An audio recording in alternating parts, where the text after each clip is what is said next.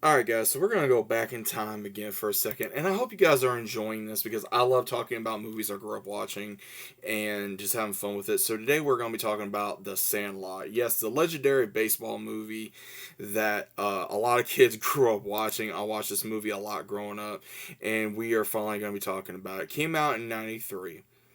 Funny enough, the year after I was born.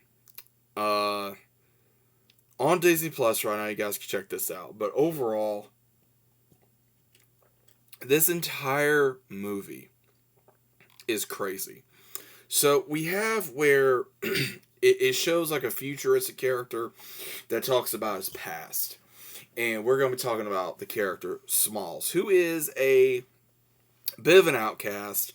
He doesn't have a whole lot of friends. He moved, and again, he's been there for a while, and he just hasn't had no friends. So one day he wants to try to see what these guys are doing, by going play baseball out in this, big old backyard area around a baseball field.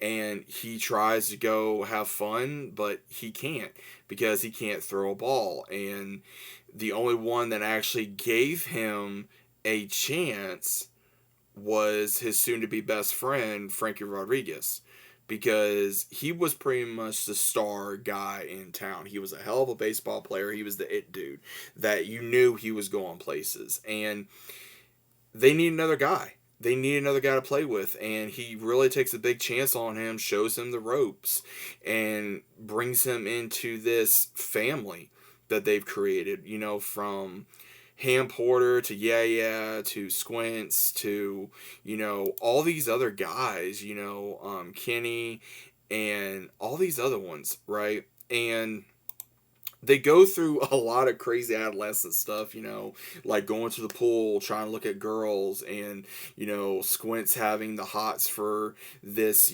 beautiful girl that he had a huge crush on, and he was in love with her for the longest time.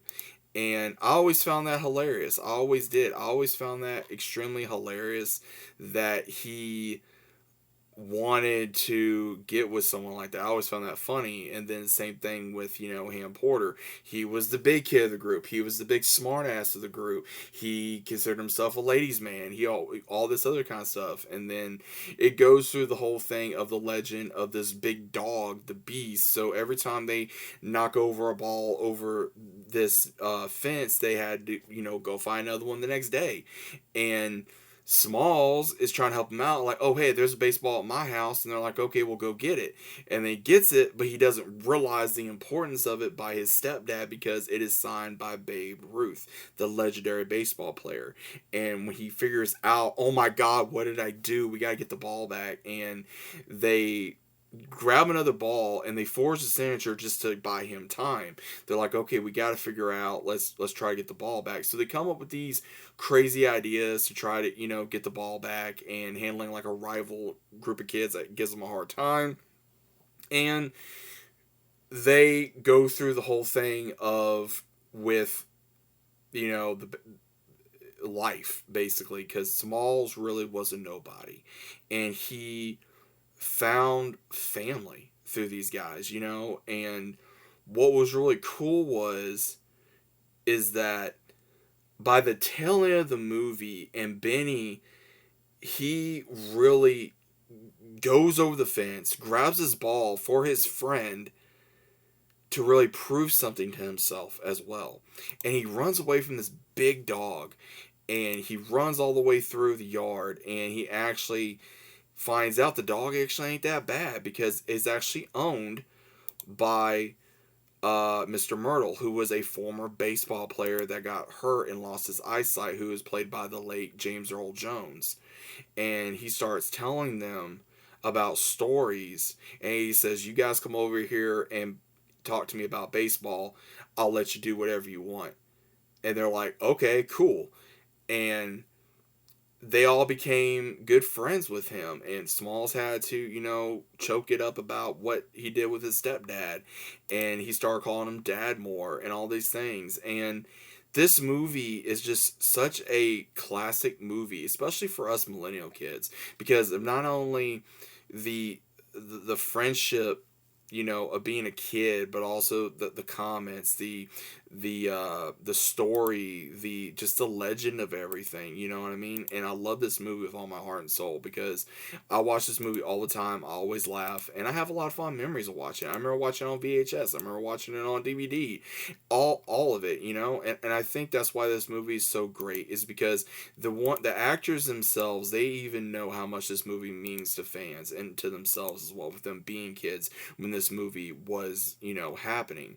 And I think that this movie will always be a legend, and I think it will always be something that people will enjoy and always people will absolutely love. So that's my personal opinion on it. And I also like on how the very end, the one that is Benny and Smalls actually was the last one to move away because everyone started, moving away. And he was the last one to move away, and then Benny did. And funny enough, Benny got into the major leagues and became a legend in the major leagues. And then Smalls was a voiceover for the stadium that Benny would be playing in. And they were still very good friends even after childhood. They were still best friends.